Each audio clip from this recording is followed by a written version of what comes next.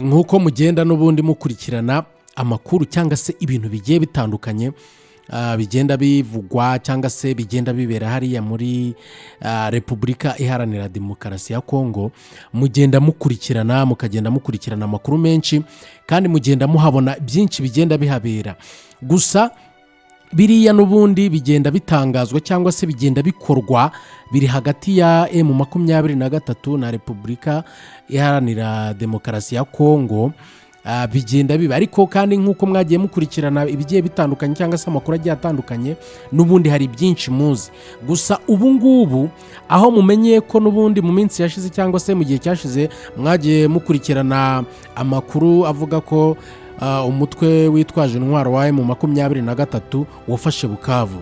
Tayari sasa urumva ahantu haba habereye intambara cyangwa se nk'uko byari bimeze mbere, nk'uko intambara yagiye ihabera.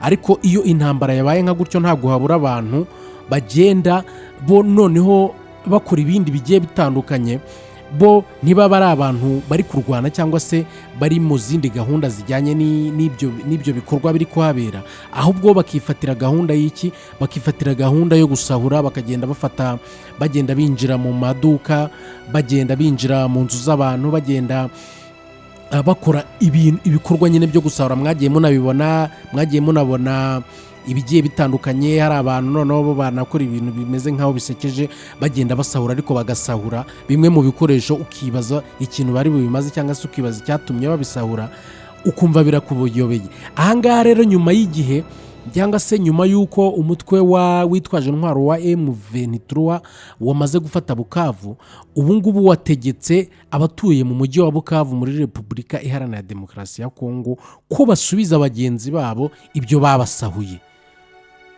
Ubwo ihuriro ry'ingabo za RDC rero ryavaga muri uyu mujyi rihunga M23. Muri kiriya gihe ingabo za RDC ubwo zahungaga ziva muri uriya mujyi zihunga M23, hari abagiye basahura. Mwagiye munababona, mwagiye mubona ibintu bitandukanye. Hari abagiye basahura, hagaragaye ndetse n'abitwaje intwaro basahura amaduka menshi ndetse n'ingo zisanzwe.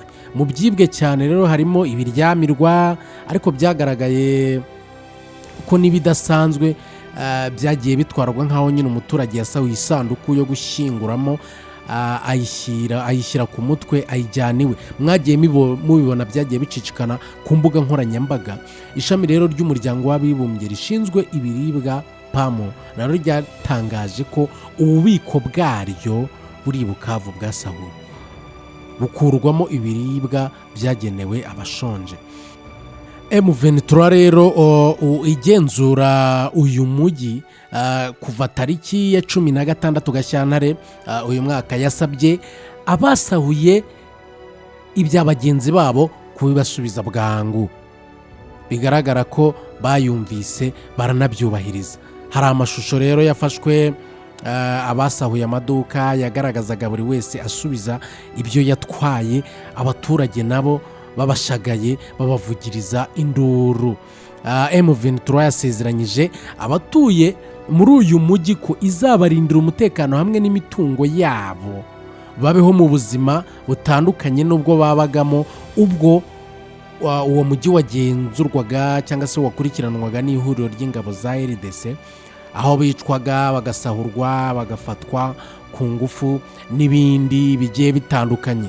Ahangaha rero M23 yo yatangaje ko n'ubundi igiye gukomeza kubarindira umutekano. Ahangaha bivuze ko umuturage cyangwa se abantu abari bo bose cyangwa se umuntu wari we wese wagiye ukora icyo gikorwa cy'ubugwari, twakwita cy'ubugwari cyo kujya gusahura, M23 ikimara gutanga rino tangazo, abaturage bo ubwabo abagiye basahura n'ubundi babyumviye, bagiye babyumva vuba na bwangu, bafata ibyo bari basahuye, kuko n'ubundi amahoro yari yamaze kuhagaruka.